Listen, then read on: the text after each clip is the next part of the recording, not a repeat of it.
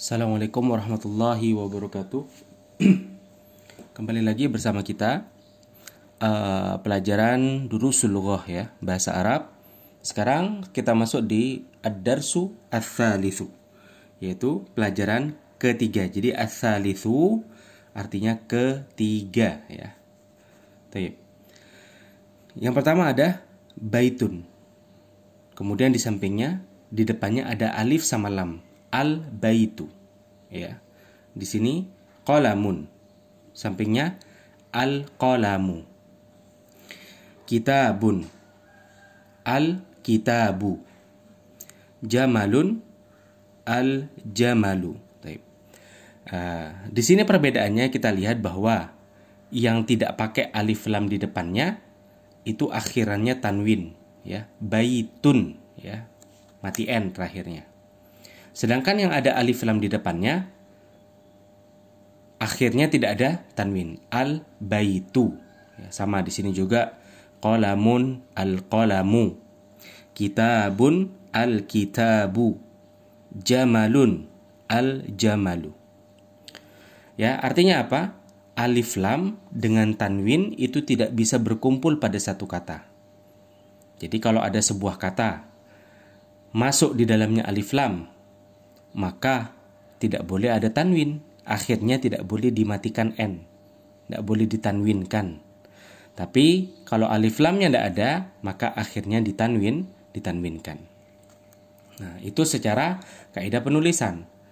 Nah, oke. Perbedaannya apa antara baitun dengan al-baitu secara makna? Ya. Kalau tanpa alif lam, ini biasa kita sebut sebagai nakiroh ya.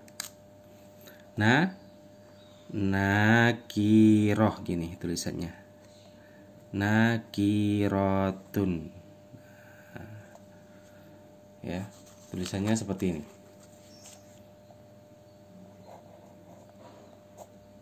Nakirotun. Oke. Apa itu nakiroh? Nakiroh itu artinya kata umum, ya. Kata umum. Artinya kalau kita menyebut biasanya baitun, rumah. Nah, itu berarti bisa rumah siapa saja, ya. Yang dimaksud itu bisa rumah siapa saja. Sedangkan kalau kita pakai alif lam al-baitu, maka yang dimaksud di sini adalah rumah orang tertentu yang sudah kita tunjuk. Nah, jadi kalau ada alif lam namanya ma'rifatun. Ya. Ma'rifatun. Ma'rifah itu artinya kata umum, kata khusus, maaf. Kalau nakiro kata umum, kalau ma'rifah kata khusus. Artinya kalau ada alif lamnya berarti dia termasuk ma'rifah. Artinya kita menunjuk sesuatu yang yang sudah jelas. Misalnya kalau kita sebut al-baitu, berarti rumah yang sudah kita tunjuk atau kita pastikan rumahnya yang ini, maksudnya rumah ini ya baitu. Tapi kalau baitun artinya rumah saja gitu ya. Jadi itulah perbedaan antara kata yang masuk di dalamnya alif lam dan tidak masuk di dalamnya alif lam. Jadi al-qalamu maksurun. Ballpoint itu rusak atau hancur, patah ya. Nah, di sini kenapa pakai alif lam? Karena kita sudah tahu atau ingin menjelaskan bahwasanya ballpoint yang patah adalah ballpoint yang ini. Makanya dia masuk di situ alif lam. Tapi kalau kita bilang qalamun maksurun tanpa alif lam ya, maka orang yang mendengar masih cuman berpikir bahwa ballpoint hancur, tapi tidak tahu ballpoint yang mana. Nah, di sini juga al-babu maftuhun, pintu itu terbuka. Ya, sudah jelas pintu yang mana yang terbuka. Al-waladu jalisun. Anak laki-laki itu duduk. Jalis ini artinya sedang duduk. Duduk, jalisun duduk. Wal mudarrisu waqifun. Ya. Wal mudarrisu waqifun. Baik.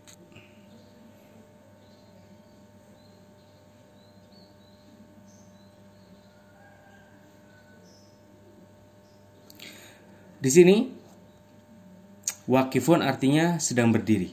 Waqifun artinya sedang berdiri. Nah, kita lihat di bawahnya sini al-kitabu jadidun. Buku itu baru. Ya. Jadi baru di sini adalah sifat. Sifat. Sama seperti wal qalamu qadimun, dan ballpoint itu lama, ya, lama atau kuno bisa. Nomor 2 di sini al-himaru saghirun. Nah, saghir ini artinya kecil. Himar ini keledai ya. Kita sudah ambil kemarin, keledai. Saghir itu kecil. Wal hisanu kabirun, dan hison itu besar ya. Hison itu kuda, kabir itu besar. Kemudian al kursiyu maksurun. Kursi itu rusak atau pecah atau patah ya. Maksur itu bisa diartikan patah, bisa diartikan pecah gitu ya. Sesuai dengan barangnya. Kursi ya kursi. Al-mindilu wasikhun. Serbet itu kotor. Wasikhun itu artinya kotor. Al-ma'u, di sini al-ma'u ya, air. Al-ma'u itu artinya air. Baridun, dingin ya. Barid itu artinya dingin. Al-qamaru, bulan itu jamilun, indah ya. Jamil itu artinya indah. Nah, tapi kalau kita arahkan kepada wajahnya, wajah. Jamil artinya ganteng atau cantik. Kemudian nomor 7, al-baitu qaribun, rumah itu dekat. Qarib itu artinya dekat. Wal masjidu ba'idun, dan masjid jauh, artinya masjidnya letaknya jauh. Di sini nomor 8, al-hajaru thaqilun wal waraqu khafifun. Hajar itu artinya batu, thaqil itu berat. Wal waraqu, waraq ini daun ya. Khafifun, khafif artinya enteng, ringan. Nomor 9, al-labanu harun ya. Al-labanu harun. Laban di sini artinya susu. Walaupun laban itu sebenarnya maknanya adalah yogurt. Susu itu disebut sebagai halibun ya. Susu itu adalah halib. Jadi susu apa? Halibun. Walaupun boleh juga disebut laban, boleh juga. Ya, harun artinya panas. Nah, nomor 10, al-qamisu nadhifun ya. Pakaian itu ya. Qamis itu artinya hem, pakaian resmi. Nadhif itu artinya bersih. Jadi yang kalimat pertama itu benda, yang kata yang pertama benda, kata yang kedua itu sifat dari bendanya. Baik. Sekarang kita ke halaman selanjutnya. Baik. Oke, ini ada tamrin, latihan ya. Yang nomor 1, iqra waktu ma'adab di awakhiril kalimat ya. Di sini nanti dikerjakan di buku saja. Dibaca dulu, kemudian dikasih harokat dari setiap ini. Misalnya saya kasih contoh yang pertama, masjidun ya. Terutama akhir katanya harus dikasih masjidun. Yang kedua, al-masjidu. Ya, nanti dikasih masjidun. Misalnya di sini masjidun, domatain ya, karena tidak ada alif lam. Kalau ada alif lam, al-masjidu, dhammah biasa. Nanti silakan dilanjutkan, dikerjakan di sini dan direkam bacaannya. Ya, direkam bacaannya dan dikirim. Kemudian yang latihan nomor 2, iqra waktu. Sama, ini silahkan ditulis ulang di bawahnya, tidak apa-apa, atau di kertas lain, dan rekaman bacaannya juga dikirim ke kita. Saya kasih contoh nomor 1 ya. Al-maktabu maksurun. Ya, al-maktabu maksurun. Meja itu rusak atau hancur atau pecah ya. Kemudian yang terakhir nomor 3 ya, bukan terakhir. Imla'il faragha fima yali. Isilah titik-titik yang kosong di bawah ini biwat'il kalimat, biwat'i al-kalimah, dengan meletakkan kata al-munasibah yang cocok minal kalimatil atiyah, di antara kata-kata di bawah ini. Jadi pasangkan ya, pasangkan mana yang cocok. Misalnya saya kasih contoh nomor 1, al-hajarun. Al-hajarun artinya batu. Mana yang cocok sifatnya di sini? Jamil itu indah, wasih itu kotor, maftuh itu terbuka, harun itu panas, thaqil itu berat, khafif itu ringan. Maka yang paling cocok untuk batu adalah sifatnya thaqil. Jadi al-hajaru thaqilun ya, thaqilun. Nanti nomor 2, 3, 4, 5 sampai nomor 6 dikerjakan. Baik. Kemudian di sini di halaman selanjutnya ada latihan nomor 4. Ya, latihan nomor 4 di sini. Imla'il faraq, isilah fima yali ya, isilah titik-titik di bawah ini fima yali biwat'i kalimah munasibah. Nah, sekarang kebalikannya yang nomor 3 tadi. Kalau nomor 3 disebutkan katanya lalu disuruh kasih sifat. Nah, sekarang disebutkan sifatnya saja nih. Nanti kita tinggal nyari kata-katanya yang sudah kita hafal di belakang. Misalnya saya kasih contoh ya. Kalimat nadhifun itu bersih. Apa tadi yang bersih? Ya.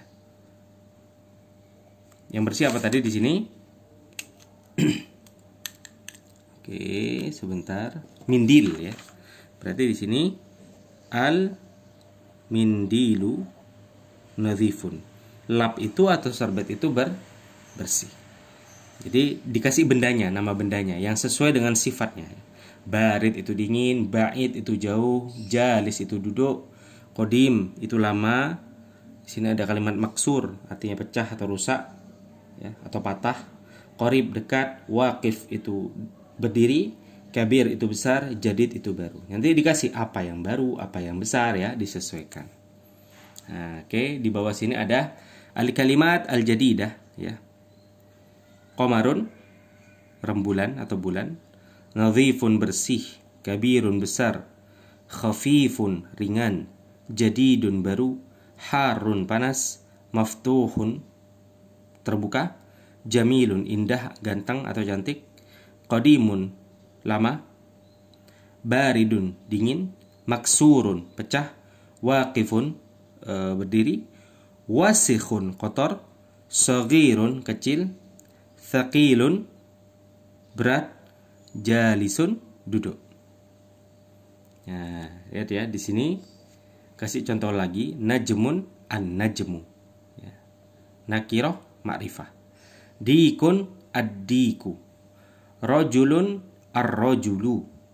Talibun at-talibu. Ingat konsepnya bahwa alif lam tidak akan pernah berkumpul dengan tanwin pada satu kata. Tidak mungkin. Kalau ada alif lam berarti tidak ada tanwin. Kalau ada tanwin berarti tidak ada alif lam. Baik. Sekarang halaman selanjutnya, halaman 17.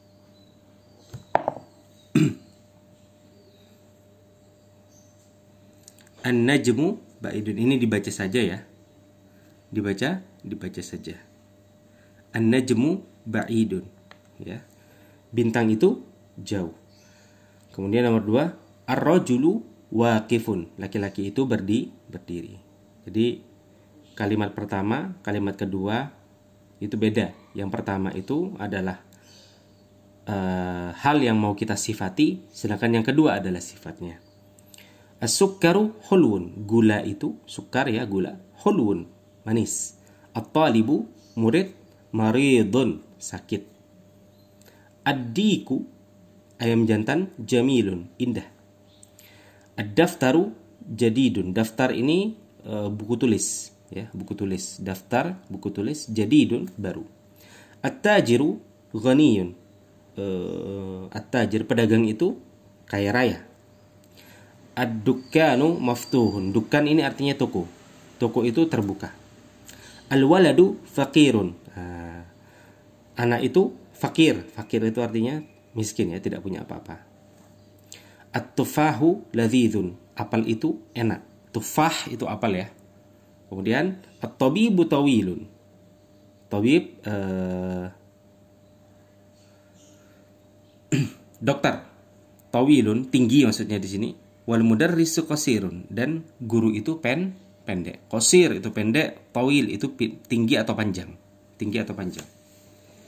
Oke, latihan yang selanjutnya di sini iqra waktu ma'adab di awakhiril kalimat. Sama dengan yang pertama tadi, kita disuruh baca, kemudian disuruh memberikan harokat dari awal sampai akhir. Di sini al-babu apa al-babun? Yang betul adalah al-babu, karena alif lam tidak boleh berkumpul dengan tanwin. Kemudian latihan yang nomor 2, imla'il faraq fima yali biwad'i kalimah munasibah. Sama.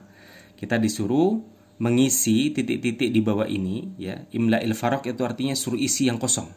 Ya. Fima yali yang ada di bawah ini biwad'i kalimah munasibah, dengan meletakkan biwad'i ya, dengan meletakkan kalimah.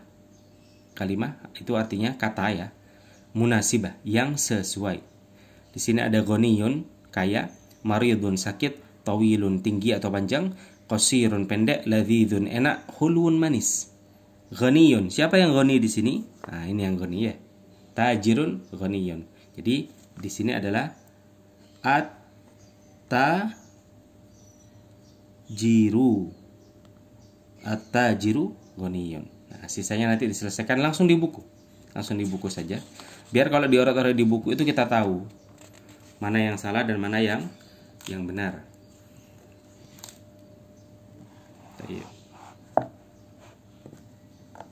Di sini perintahnya ikhtar. Ikhtar itu kalimatan, ikhtar itu artinya pilih. Ini salah ya, bukan za tapi ra ya. Ikhtar, pilihlah kalimah, kata-kata minal qa'imah ba, dari kelompok ba, tunasibul kalimah allati fil qa'imah alif, yang sesuai dengan kata yang ada di kelompok A. Jadi pasangkan garis ya.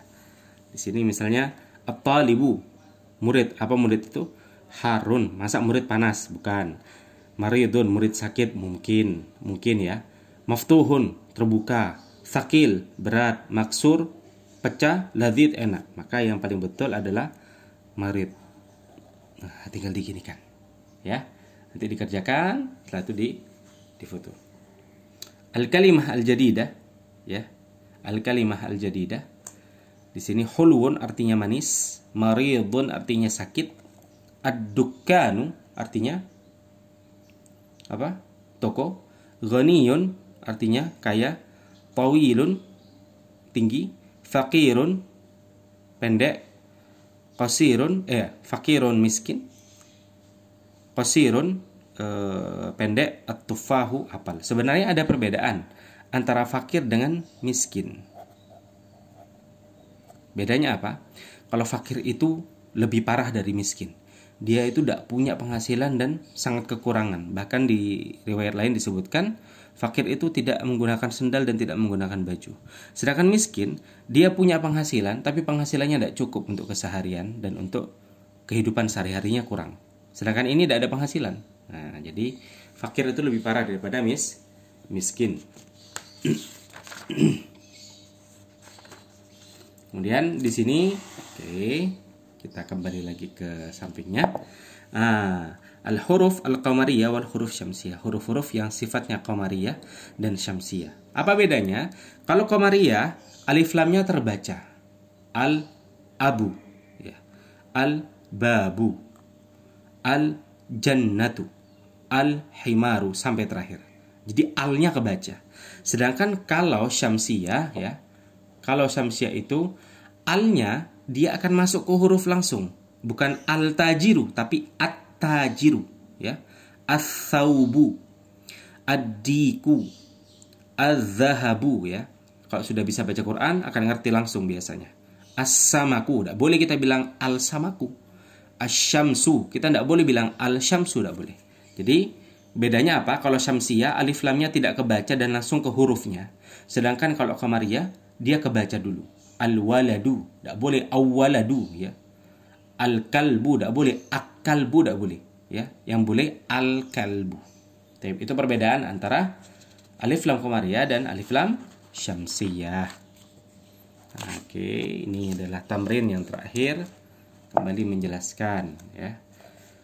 Tamrin yang terakhir, baca perintahnya dulu. Iqra al-kalimat al-atiyah. Bacalah kata-kata di bawah ini.